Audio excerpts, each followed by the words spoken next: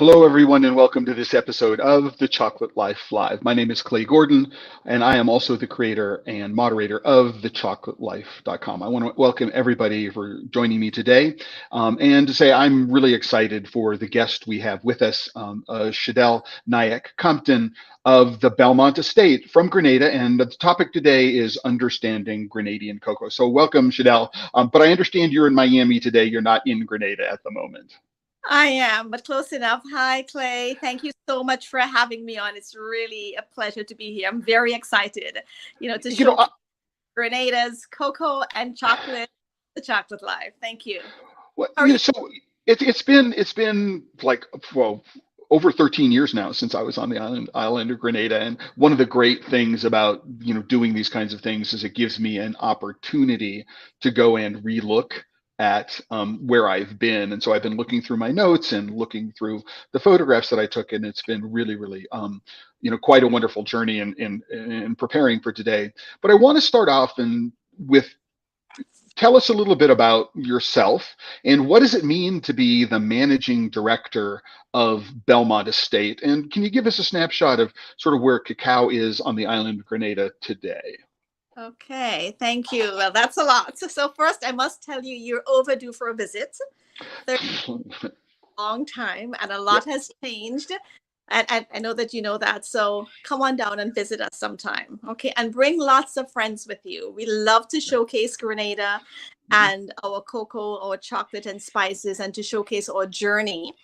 So, and this is going to give us an opportunity to do that. So, as you know, my name is Shadel. I am from Grenada, and I grew up there right on my family's farm at Belmont Estate. So Belmont Estate is one of the historic estates on the island, and it dates back to the 1700s.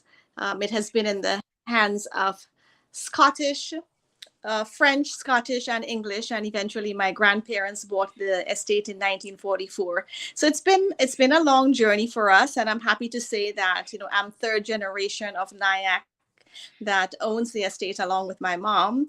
And growing up there and it being a family business has certainly given me an appreciation for the struggles of owning a farm. And of course, it has also given me the opportunity to diversify this business. So I grew up there, but then I went away to school in the US, studied to become a lawyer.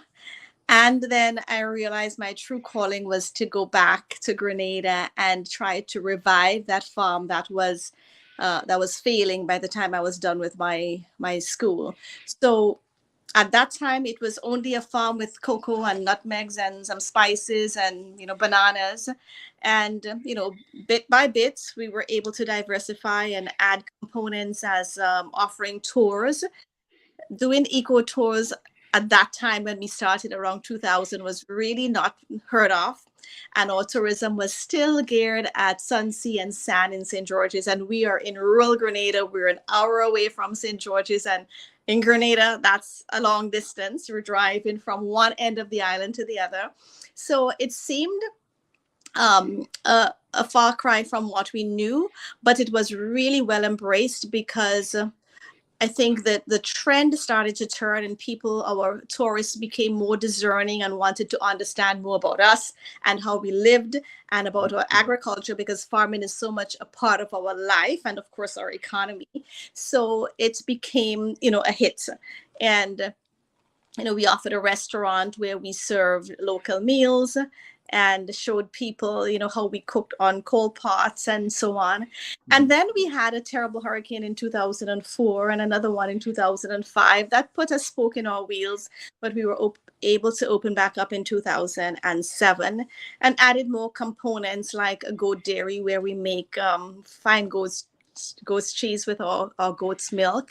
And that we did in collaboration with a nonprofit in Grenada. But now that entity is fully run by Belmont Estate. And, we continued to grow. Our relationship with Mott started in 2000. And in 1999, around the time when he started the Grenada Chocolate Company.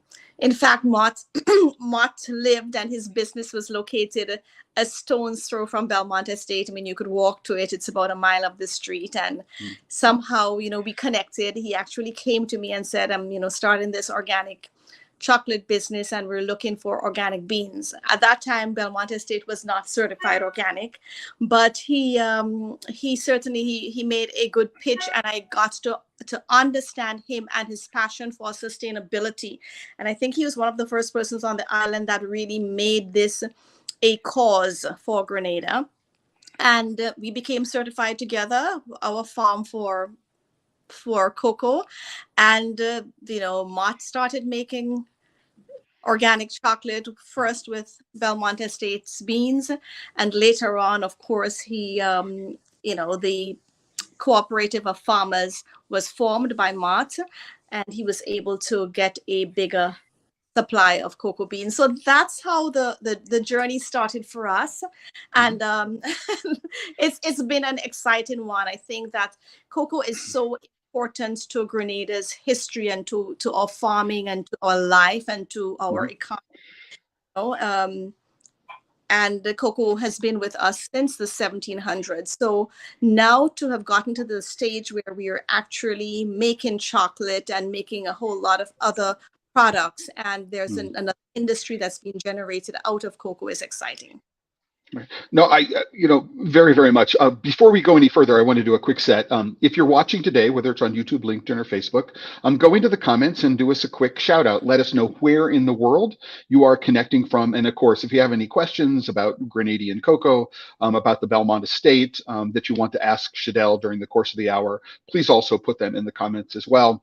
And I want to give a quick shout out to Mike King at Encore Coffee from Kansas City for saying hello today. Hey, Mike, it's good to have you back in the live stream today, connecting from Kansas City. So, Shadel, I was there in 2010. There's a blog which I posted on The Chocolate Life. I believe that this is a picture of one of the drying pads on the Belmont Estate. Is that correct? Yes, it is. It's actually our traditional drying trays. That's how we've dried cocoa for forever. But Mott actually was able to raise funding, and he did a kind of solar convection covered drying tray system that we now enjoy at Belmont Estate. With these trays, when it rained, you had to rush and, push the trays in so the cocoa doesn't get wet. But now we have something that's so much better and gives us better results. We have kept some of these trays. Actually, these ones are still there because we love to be able to showcase the traditional way of drying our cocoa, and we try to pass on our traditions to our children and for our tourists and visitors to get to enjoy it as well. I think it's really important, as you say, that how do you connect the tradition of the past into the future? And one of the most important ways, I think, is by not ignoring the past, right? Yes. It becomes an important part of what's going on. Now, this is another interesting, so this is an example of some of the fermentation boxes which exist on the Belmont Estate. But one of the, is that correct? It is. Mm-hmm. All right. But my remembrance of this is that these boxes sometimes are really huge. We tend to think of like 500 kilo boxes or maybe 1 metric ton boxes. As I remember, some of these boxes are very, very large, and the fermentation times are a little longer than many people might expect for conventional fermentation. But this is something that has been a part of the tradition of Grenadian cocoa, which has been recognized by the International Cocoa Organization, ICO. Grenada is one of the few countries 20 years ago that was recognized for exporting 100% fine and flavor cocoa. So when I saw fermentation boxes this size, it's just the height of a person, right, which is pretty tall. Do you know anything about the history of how this kind of fermentation came to be? Good question. I couldn't tell you for sure. We do have different sizes, and I'll tell you that these boxes are adjustable. So, for instance, Oh, you can fit up to 6,000 pounds in there, but you can make the boxes smaller to accommodate less cocoa. So a lot of our traditions and our learning came from the Cocoa Research Center that started in the early 1900s, and Grenada was one of the countries that helps to fund it. And so we may have to to ask, because I'll have to do some research on that one, Clay, and get back to you. So when we talk about the Cocoa Research Center, we're talking at the University of the West Indies on the island of Trinidad. Is that correct? Mhm. Okay, so right now that's Darren Suka and Professor Pram. I forget his name, unfortunately. Absolutely, and they're an incredible resource for us in the Caribbean and throughout the world. They have one of the largest gene banks, and we depend on them for a lot of resources and guidance in our work. Mm-hmm. Right. And my understanding is that one of the reasons why Trinidad has the reputation that it does for flavor cocoa is that while some of the original plantations in Grenada go back to the 1600s, cocoa was introduced in the early 1700s, but the varieties that were introduced were the Trinitarios from Trinidad directly. So you had this wonderful genetic heritage in terms of the cocoa that you're growing on the island now. Yes, absolutely. That is correct. Mm-hmm. So great. So we're going to go again. These are photographs that I took back in 2010. We're going to jump a little bit. This is the farm across the street. I had a chance to go visit it. I believe it's at the time was and still is owned by Chantal Cody. But I just love the sort of informal nature of this sign. How it's right next to the river, so that gives it the benefit of being well watered. And so I'm sorry. I mean, I'm remembering all of this stuff, and it's just like things, memories are rushing back, and I want to go share them. But please go ahead. I'm sorry. I was going to say too, Clay, in Grenada, many of the farms, when you talked about informality, referring to the sign, but our style of cultivation is a bit informal as well, because we have a lot of diversification in our fields. So you would find that cocoa is intercropped with nutmeg and fruits and breadfruit, and we try to traditionally we would plant many things together, and that there's some benefits to that, but of course on the downside it makes harvesting and maintenance of the field a little bit more difficult when you have different crops in one field. And I remember from being there that day that one of the things that was introduced on this bit of land was some nitrogen fixing ground cover, right? Mm-hmm. So I forget, it was peas or something like that, which was being done as part of the organic farming process. So rather than using a nitrogen heavy fertilizer, trying to look at intercropping in order to be able to reduce the requirement for inputs and things like that. Absolutely. Mm-hmm. So I know, getting into some of the history, I mean, so people may or may not know that on the island of Grenada, as originally on Trinidad, and is currently the case also in Ghana, there is a government cocoa board. And so rather than it being called COCOBOD, which is the name of it in Ghana, it's called the Grenada Cocoa Association. That's right.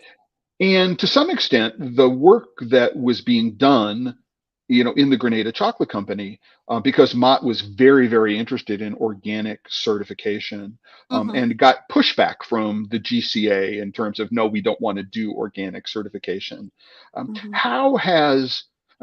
There are both really good things that come out of government cocoa associations, and maybe some not so good things about the Cocoa Association. So how would you say that, the Belmont Estate, as with its history, both benefits from and has been able to move the GCA from some of its older positions? And, where is the GCA now in terms of, cocoa on the island of Grenada? So the Grenada Cocoa Association it's a statutory body, and it has been put in by legislation, and we have this whole legislation that has not been changed yet. So I know that over the years the government has been looking at amending the legislation so that the function of the GCA can change. So when the GCA was established in the 1960s, I believe, it was established as a regulatory body because the industry at that time needed that kind of regulation. So it was responsible for setting prices, for production, for marketing, for giving assistance to farmers in terms of advice and so on. And it still performs these functions. So in Grenada, farmers are required to sell their cocoa to the Cocoa Association unless you have a license or permission to sell outside. So our relationship with the GCA has been, of course, ongoing for a long time. We actually were a buying agent for the Grenada Cocoa Association for many years, from shortly after its inception. And so because we are set up, we live and our business is in an area where there is a huge farming community. Our business at Belmont Estate was a very important point for farmers to sell and to have their cocoa processed. As a matter of fact, we did the entire processing and even arranged for the shipment of cocoa from Belmont Estate. So come March and our relationship with the Grenada Chocolate Company and our organic position, we had to sever with that kind of relationship with the GCA, meaning that we were no longer able to purchase cocoa from the farmers because we were working exclusively with organic cocoa farmers, and we basically provided the same function with the organic cocoa farmers in the cooperative.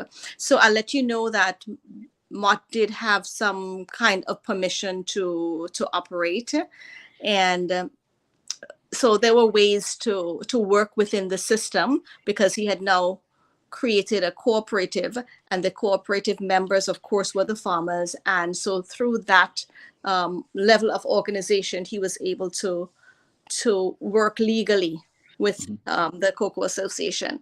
I think the time has come for us to revisit the legislation. You know, I think for many farmers, we want to be able to offer our cacao to the outside market.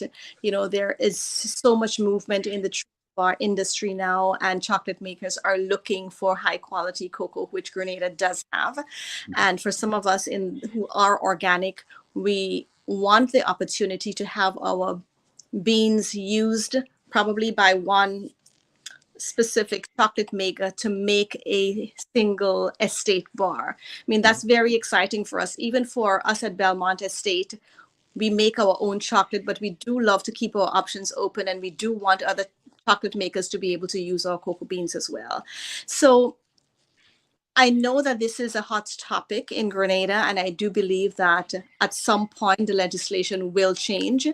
We have a government now that is very committed to agriculture and to that sector, and also to our manufacturing. So I'm expecting that the government and the Cocoa Association and the stakeholders will come together and make recommendations for change that will be of benefits to the industry, to farmers and processors as well. I mean, I recognize that not all farmers wants to go out there and find markets for themselves or have the resources to do that. And I do think that there will be some still functions that would be important for the organization to perform. So I'm looking for this new construct that would be, you know, good sweet spot for all.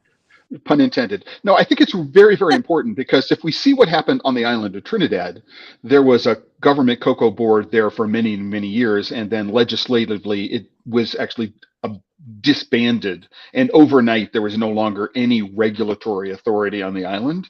And what happened was that production on the island suffered for many, many years, and it was only when I was there, it was in 2019. So there was a government marketing board board that was created, and the marketing board doesn't have the regulatory authority, so it doesn't buy, it doesn't sell, it doesn't set prices, right? Its goal is to help promote Trinidadian cocoa producers. So I think that, I'm heartened by, what it is that you say, that, there appears to be some degree of willingness to cooperate, from the government side and as well as from the farmer side, to be able to come up with a set of solutions which will make sense for everybody, and not just disband this organization, which creates such, which plays and has played for 70 years almost, or 60 years, this really important regulatory role.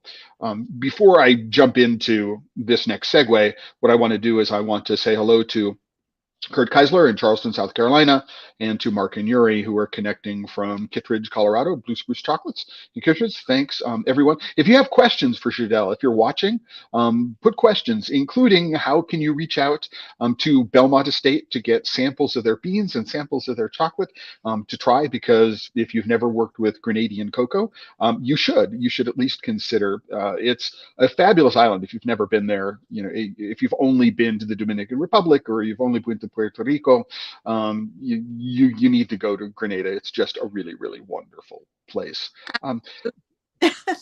Thank you, Clay.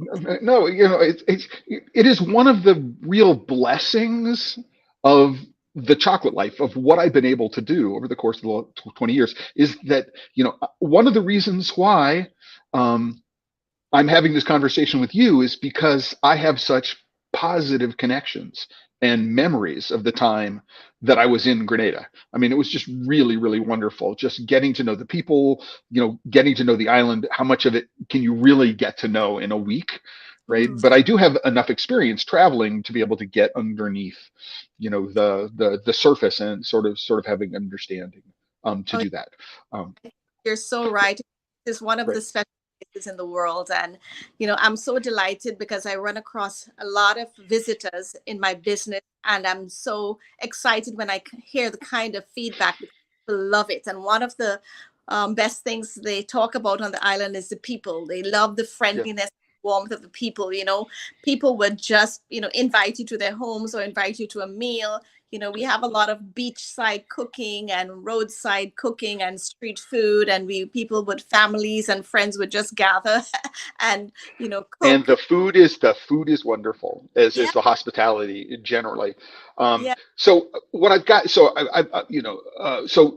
one of the things that I want to be able to answer before the end of the hour, Shadel, is we have two people, both Kurt and Mark and Yuri at Blue Spruce, have said, where can we get some beans? And so I don't want to answer that question necessarily in the live stream, but what I will do, as I always do, is there is a link to Belmont Estate. So if we were to go to come on, Clay, if we were to go to the Chocolate Life, this is the post that I've done for this live stream. If you were to scroll down, you'd see a link to Belmont Estate. Now, would people go there to do inquiries about beans? Or is there some other way that they should go and do that? Yes, they can just inquire there's an email, info@belmontestategrenada.com, and it's on the website. Okay. So just for everybody, what I will do is I will put in this card, I will put a little comment, a caption below the card that says, for bean inquiries, and then I'll do an email link to it. So afterwards, you don't have to worry about, remembering the URL, writing it down, going back and finding it. There will, within an hour of the live stream ending, there will be a link that you can click on so that you can find it. I just wanted to make sure that they've got that.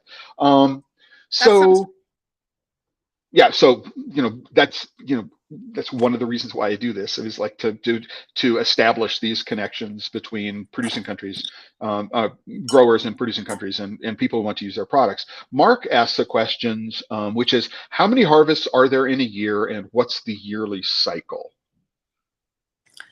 Okay, so our main cocoa season is from November until May, and that's when we get the bulk of our harvest. But we harvest year round. We harvest year round. I think August, September is probably our worst months, but it's a good time to come during the dry season when there's lots of cocoa, and that's from, a dry season is January to May, but between January and April, there's abundance of cocoa on the island. Mm-hmm. So just, answering that question, I know that there is a Grenada Cocoa Festival. Is that when the Grenada Cocoa Festival has happened, or you wait until after the harvest is over?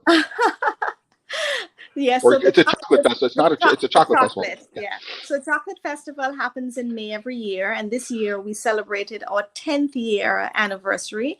And congratulations. Yes, thank you. And this year it was a chocolate and rum festival. It was started by Mrs. Magdalena Fielding, and she is a chocolate enthusiast on the island, and she was a friend of Mott's. And after she came to know him and learned about his story, she wanted to start a festival in his honor. And unfortunately, he passed, but she was able to start the festival in 2003. So, sorry, 2013, excuse me. So it's a great festival. It just showcases everything about cocoa and chocolate and the people that work in these industries in Grenada. It's a lot of fun. It's a huge tourist activity. Right. It goes into not just the chocolate makers and the farmers, but there's lots of creative that has come out of chocolate. So now there is music and dance and fashion, and painting and art. So it showcases all of these people and the contributions that they're making. We visit lots of sites on the island, and not just only on land, but there are boat cruises as well, all featuring, cocoa and chocolate products. It really has made our chefs much more creative. I mean, there is, I think there's chocolate and scents events as well, featuring scents that are, and pairing of scents and chocolate, pairing of food and wine and cheese.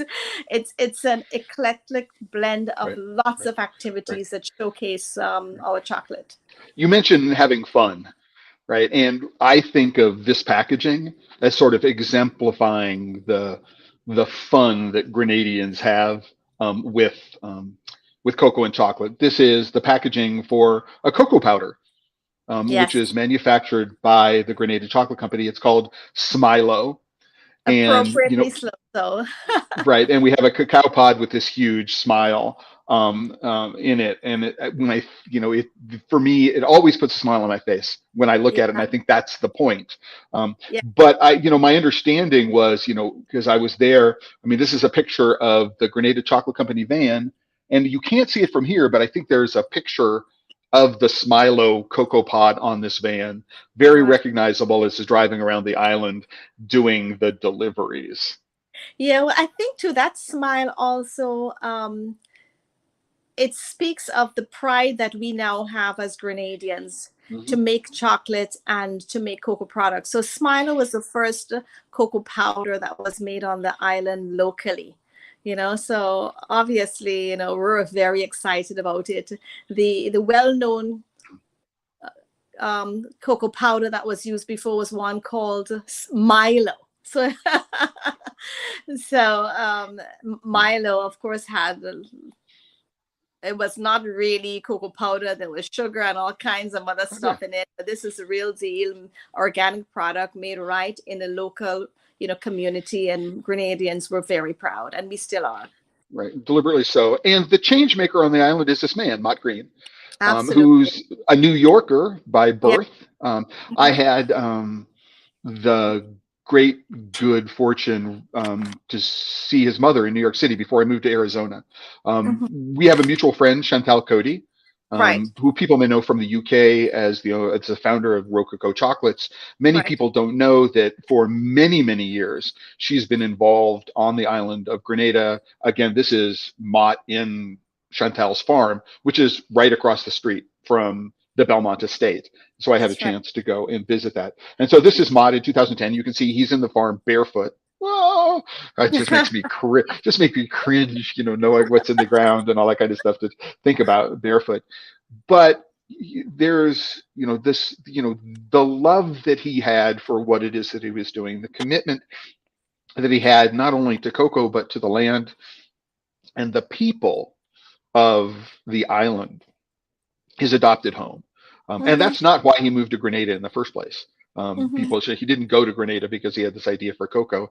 He Mm-hmm. was living in a treehouse, I understand, and when the idea to do this came to him, um, and we find, this is actually back across the street on the Belmont Estate. So the people, is it possible to overstate the influence that Mott has had, in terms of global understanding of what is going on the island of Grenada? Oh, it could never be overstated. We will always be indebted to Mott. I mean, he is the father of tree to bar chocolate. In the entire the movement, and it's a huge, huge compliment and a benefit. And that he was to Grenada. Imagine, we've had cocoa for centuries, and the only product that we made over these years was cocoa balls. So to be able to produce chocolate in Grenada in the rural community, so that this industry now started to benefit local people, and to do it in a cocoa producing country was huge. Mm-hmm. And our the growth of our industry can largely be contributed to Mott, and we'll always be grateful for that. I think for every chocolate company that has come out since then, and for every individual who has come to love chocolate and is doing something in the industry, we pay homage to him and we recognize him for what he did. And it was a risky undertaking at the time. I'm not sure that too many people believed in him, or that he got the support that he needed. And he had to do a lot of this on his own. And he and his team, it was himself and his friend Edmund Brown and and Doug Brown, who was also from the US again, who unfortunately has passed as well. I mean, these were the three, change makers who did something really spectacular for the entire global industry. Yeah. So just to give an idea about how the production was handled there, because I had a chance to tour the factory, and I have an exterior shot of the factory that I can go back to later. But for people who are interested, again, one of the first tree to bar chocolate factories in a producing country in modern times. So, for example, we might find something like Chocolate in Venezuela, who has direct connections to farms in Caronero and would take the beans to their factory, but big industrial scale product. This is, start from scratch, in a small island. How do I, before John Nancy started chocolate alchemy, right? So, he's having to create this production pathway all by himself, and sort of the level of innovation is pretty remarkable. So, just for people who haven't seen this, this is what's called a colloid mill. And this colloid mill is a pre-grinder. You put nibs at the top, and what you do is you get liquor out the bottom, right? And so what this does is it reduces the amount of time that needs to be put in a refiner of one sort or another. So they had a McIntyre Universal. Yep, it's actually a McIntyre Universal in the factory. You can see it here. So at the time, this was before everybody was looking at, we're going to use small melangers to do all this work. This is a handmade cocoa butter press. This is one of the first cocoa butter presses that I saw. I believe it's actually based on designs coming out of Venezuela at the time, but it's a homemade pot press made with a hydraulic jack that you find in any car shop anywhere. And there were electrical heaters around the chamber where the separation was done. And by this time, everything was solar powered as well. I mean, it's like just really remarkable to think about the infrastructure that had to be developed and incrementally how things happened. And then they had this old Lehmann Melanger in there as well. So just the number of different techniques that they used and the equipment that they put together just to try to figure out how to make this stuff was really, really quite remarkable at the time. Yeah. So at the Belmont Estate, I mean, because you have not only Belmont Estate on the cocoa side, but you also have, Belmont Estate as a chocolate making company. Right. What are you using to make chocolate? Right. So you have the advantages of, like, the beans are right there in your warehouse, and I know. Yeah. you carry them across. Did you learn from what Mott was doing at the? Yes. So, of course, we use our beans in making our chocolate, and we started our chocolate factory in 2017. And in terms of equipment, we are using Cocoa Town as a grinder. We do use a pre-grinder to break some of the nibs down sometimes. We are also using excuse me. Sorry, excuse me for a minute here. I'm forgetting my equipment. That's what happens when you spend so much time away from the island in Miami. It becomes a distant, hazy memory. It's like too much Cuban sandwiches. It's like, it's like this cognitive, cultural dissonance. Yeah, I'm sorry about that. No worries. Yeah. Right. Yeah, there was a piece of equipment I wanted to show people also, which I had forgotten. But there's also this ball roaster in the Grenada chocolate factory. Okay. So anyway, so it's a really, really interesting approach to make. And I don't know how or if any of this has changed since 2010 when I was there. Yeah, I can't comment on what is being used now, but yeah. So I was saying that we use a Cocoa Town, we use a Selmy also. And our press is not not as fancy as theirs, but we're using an electric press because we making cocoa butter. Yes, we do make cocoa butter and powder as well. Mm-hmm. Mm-hmm. Right. So just really quickly to go and show, here is a picture of the exterior of the Grenada Chocolate Company factory. This is a solar concentrator, I believe, for hot water, and there's also a solar array. And unfortunately, it is in fact the solar array that contributed to Mott's passing. He was out in a thunderstorm fixing this high voltage solar panel system, and unfortunately got electrocuted while doing that. Very, very unfortunate. It would be interesting to see what the world would be like had Mott been able to continue the work that he has been doing for so long. But let's just work a little bit culturally, because Grenada is known as the Spice Island of the Caribbean, right? And there are bunches of other things that we can do there. So I know this thing on the lower right as turmeric. Yeah. Right. And I know that it is not called turmeric in Belize. So what do you call it in Grenada? Well, locally we refer to it as saffron, but we're trying to change people to understand that it is actually turmeric. But gotcha. If you're walking along the market and you ask for saffron, that's what you're going to get. Right. So not little threads from a poppy or other flower. So in the little yellow net bags here, that's going to be nutmegs? Yeah, that looks like nutmeg. So nutmegs is one of our main spice. Gotcha. Right. And you're growing cinnamon on the island as well. Yeah, cinnamon, of course. There's mace. Ginger, we'll get to that. Mm-hmm. Yeah, we'll get to mace. But what I also want to do is, this is in the market in St. George's, and one of the great things to do in St. George's is to walk through the market. I think I brought back 4 or 5 bottles of local hot sauce. Right, which is really, I'm a big hot sauce fan, and you can see that some of these are commercial varieties and some of these are homemade varieties. So you look at here and you go, oh, wow, here are all these things that look like they've been hand packaged, because yes, they've been hand packaged in some little place. Just the food is wonderful.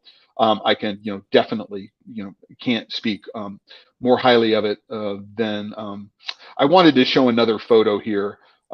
Because it's actually a joke on me. So I went there and I had hosts and guides, and I'm in the market, and they say, hey, Clay, you need to go around and ask for some bois bandé. So you need to go from stall to stall to stall and ask for Bois Bandé. And this is the woman from whom I ended up buying this bag of Bois Bandé. From Can why is this? Why are you laughing? Why am I laughing? What's so funny about a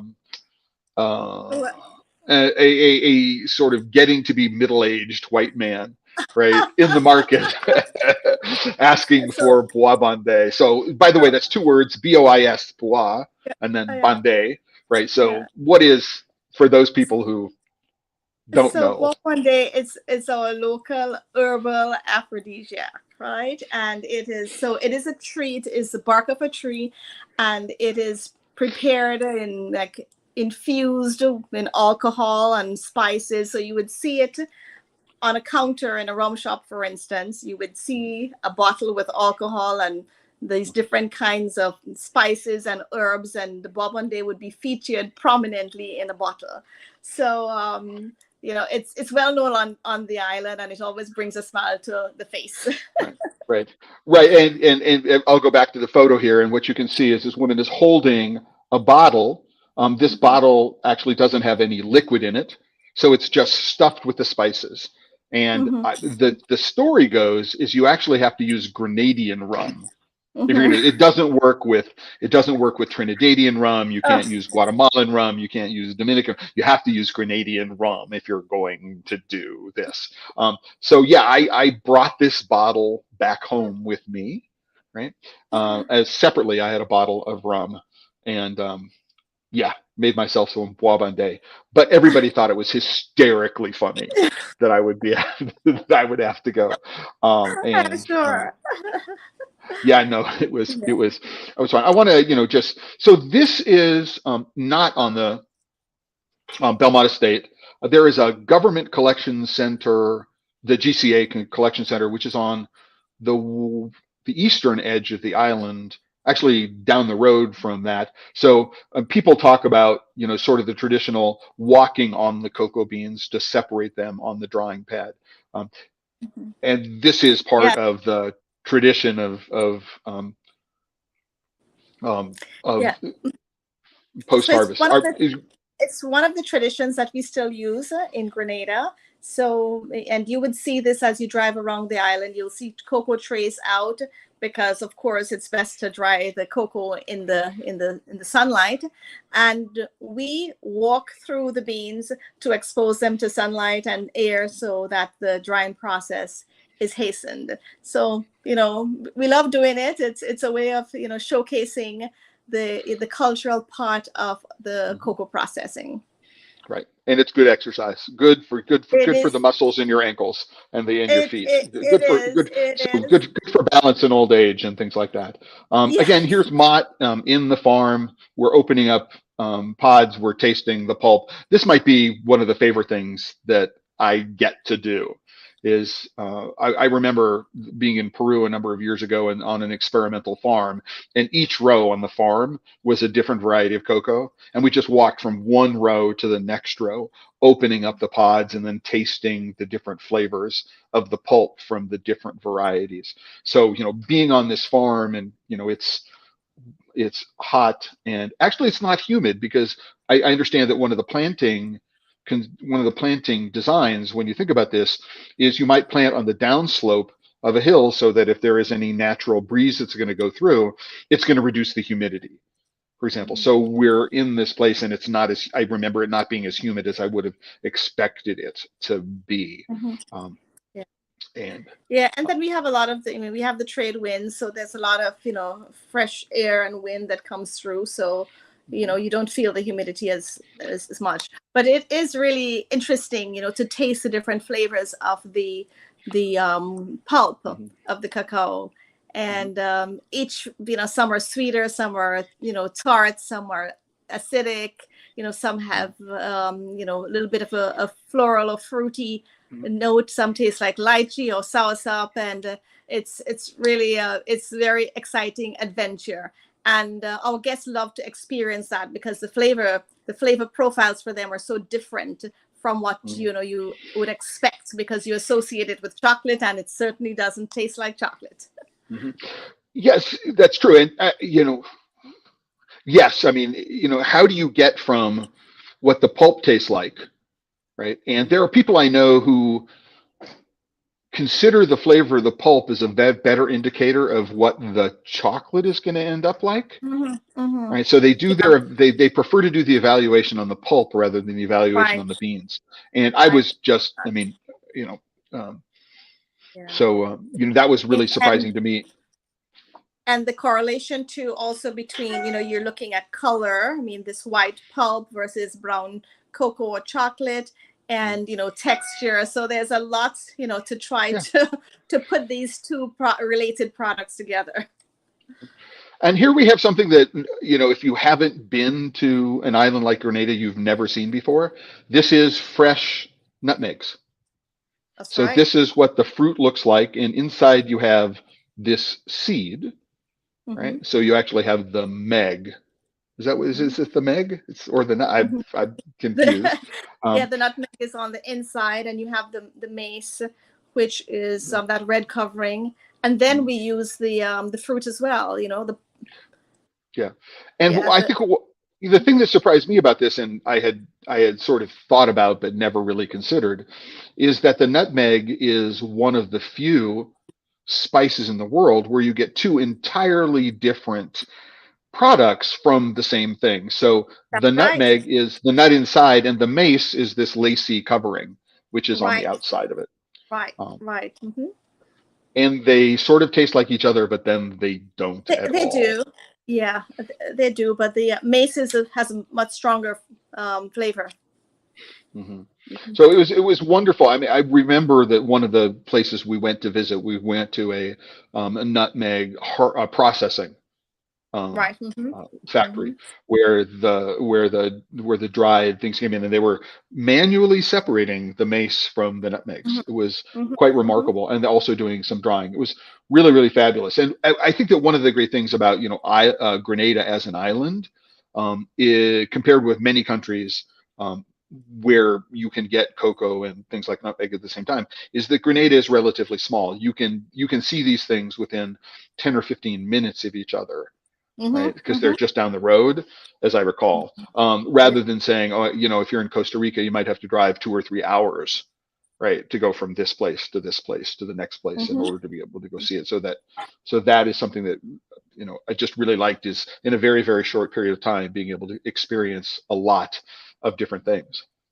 Yeah, and what is nice is that we're now using our spices in our chocolate as well. So I think most of the companies on the island now are making, chocolate with some kind of spice, and so it has become a signature chocolate for Grenada. So let's talk about that. So, prior to the Grenada Chocolate Company, the only chocolate that was produced on the island was cocoa balls. That's So right. we're Mhm. refining it, and we've got a product that we can grate and put into make cocoa tea, to make hot chocolate. And Mhm. then Mott comes along, and I think that if I can say that one of the things that Mott understood, and one of the loopholes that he exploited, is that he wasn't exporting cocoa beans; he was exporting chocolate, right? Right. And that's not something that the Grenada Cocoa Association, right, was overseeing. So by Right. exporting chocolate, he could get around the rules. Right. Mhm. Um, Mhm. but since then, there's been an explosion in one respect. Mhm. I mean, of the number of people Mhm. who are producing not only chocolates but confections. And people may know in the United States the name of Larry Burdick, L.A. Burdick. Larry, I met him on the island in 2010. He was there. I sat down and talked with him. And he's had a long-standing relationship with the GCA, and I believe he's fundamental in the creation of the brand Juve, That's if, right. if Mhm. if I recall correctly. But Mhm. um, how would you say that um, being cocoa farmers, informs the kind of chocolate that Belmont Estate makes? I know you're using the beans from Belmont Estate. Chances are all the spices you're using are actually also grown on the estate, I would Mhm. imagine. But how does Mhm. being a cocoa farmer inform what it is that you, right, want to do, how you want to be, what your goals are as a chocolate maker? Mhm. So I think that it gives us the opportunity to express who we are better through our chocolate. So now being able to showcase some of the spices, herbs, and eventually fruit that Belmont Estate offers just opens up more opportunities for us. The direction that we want to move in is to showcase chocolate using cacao from special fields, or using cacao that has been harvested from at different times of the years. And we also want to get into chocolate by variety. So I mean, we see that, you know, we're on an exciting path, and being able to control the entire process from growing to the final product is really interesting, because it gives us an opportunity to innovate, to lead by our example, to showcase different products that can be made so that others too get some innovation from us. And also it gives us a chance to allow our staff and interns and other young persons who may become involved with us to also innovate, you know, having so much at their disposal to work with.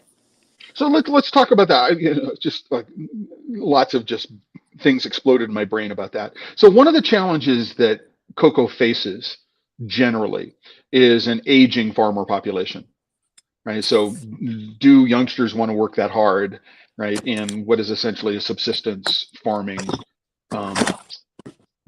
environment? So do you see that the ability to offer new kinds of training, new kinds of business opportunities are really, really central to the future of what the Belmont Estate can do on the island of Grenada?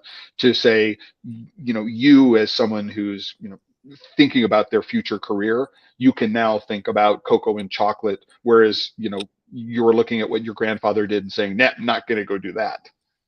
Yeah.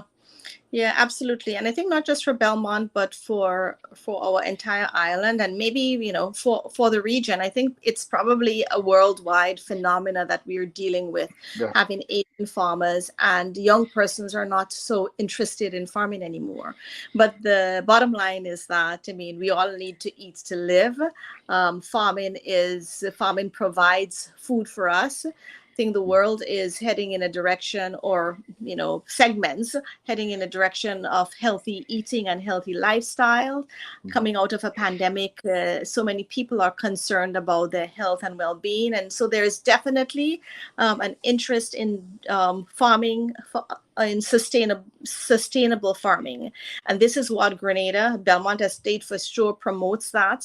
And so more persons are coming in on, you know, that end of the spectrum, wanting to be involved in saving our planet or our country, ensuring that we are producing good food. You know, cocoa is it's one of the crops that is identified for climate resilience. So we're seeing that there's interest from that end. We do have interest from persons who have other careers and are now venturing into farming, and cocoa farming in particular. So I think with the key is education, that we need to educate our people on the benefits and of the other opportunities that cocoa brings and farming brings, and to ensure that there are scholarships and opportunities for young persons to become chefs or chocolate makers or food technologists, and all the or educators, all the associated careers that fall within this realm. And what you would find is that a chocolate maker would want to grow their own cocoa, and a food technologist would want to get in on the farming side as well. So while we do have our challenges, I think that there is hope, and I think that education is key, and our governments need to ensure that we make it a priority, so that, you know, that this industry is sustained. Right. So the hour is shot by. We're like 7 minutes before the end. We were talking beforehand. It's like, you know, don't worry about it. You know, there's enough stuff to talk about. We'll get to the end of the hour. Just a really quick question. If I'm in the United States, is it possible to purchase Belmont Estate chocolate in the United States? You have Yes. you have an inventory, right? Yes, we do. We have an online store. It's belmontorganics.com, and you can find us again, you know, through that link that you're going to share. So yes, we're happy that it is here in the US. But we do encourage our listeners to come and visit Grenada, because we have so much to offer. There are so many experiences in cocoa and chocolate. We now have about 5 chocolate makers or factories on the island and growing, and many persons involved in confectionery and, you know, other areas of chocolate as well. And farms are being rehabilitated. It's true that we are losing lands, farmlands to industry or residences, but at the same time, people are also getting into cocoa farming, and we're excited about that, because cocoa and chocolate is big on the tourism scene in Grenada. It's one of the huge benefits of that industry, that many of the cocoa, the chocolate producers are now open for tours. And we have one chocolate producer who also has has accommodation as well, and I'm certain that others will get into it as well. So as a tourism product, it is huge, and the chocolate festival has certainly helped. And our Grenada Tourism Authority does a lot also to promote our chocolate. So traditionally, when people came to Grenada, they would always leave with spices. Now they leave with chocolate and spices, and we're excited. And so what I want to do is start end today with a little bit of outreach for people who are watching the Chocolate Life Live, for Chocolate Life members, for people who follow what it is that I do, is that I'd like to follow up with you, follow up with Magdalena, who is Magdalena, or who organizes the Chocolate Festival, and with Grenada Tourism Authority to see about if people are interested in visiting the island of Grenada, let's organize a tour to go down there next May. So we'll arrive independently at the airport in St. George. We'll have a place where we can all stay. We'll do chocolate-themed dinners and activities over the course of several days and just participate in all of the activities of the festival. I mean, this is something that I did in Belize a long time ago for the Toledo Cacao Festival many years ago, and would like to organize another one for producing countries. So sounds like something you'd like to continue to work together? Absolutely. We'd love that. And we do have a chocolate museum as well. So there's a lot to see and do. All right. Well, so we will stay in touch. We will organize an itinerary. We'll price it out and give people an opportunity to spend. Early May, mid-May, late May? It's usually mid-May. Mid-May. All right. Yeah. So to we'll do that, with that soon, and we're looking forward to seeing you there and all your community.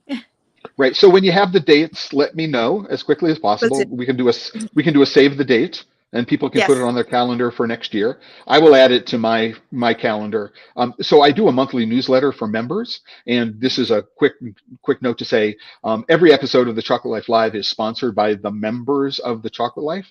If you'd like to support the work that we're doing here, you can go to TheChocolateLife.com. Let's do a real quick look at the homepage of the Chocolate Life right now.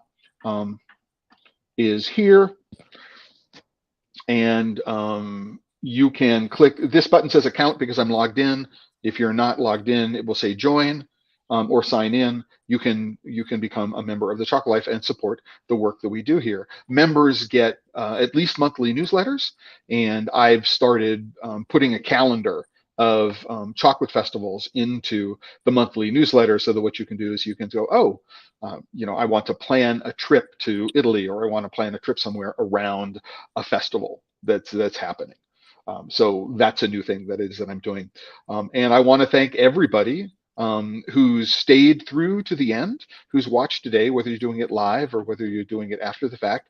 And Shadel, thank you very much for being my guest today, letting us know a little bit more about the island of Grenada, Grenadian cocoa, its history. Is there something you'd like to end this hour with? Yeah, just wanted to say, Grenada we are so committed to cocoa and chocolate, and we just want to share that with you and with the world. So come on over and see our sustainable cocoa and chocolate life and share it with us. And just wanted to also thank you so much. Thank you for the information and the connections that are made through Chocolate Life. We really appreciate, your dedication to this Well, beautiful and sweet industry. I think that's a perfect segue to the way I end every single one of these episodes, which is just a reminder, everybody. Again, thank you very much for being here today. But if you're working with chocolate and you're not having fun, I think you're doing it wrong. Yeah. Ciao, everyone. Ciao, everyone, until the next time. And Shadel, until I see you on the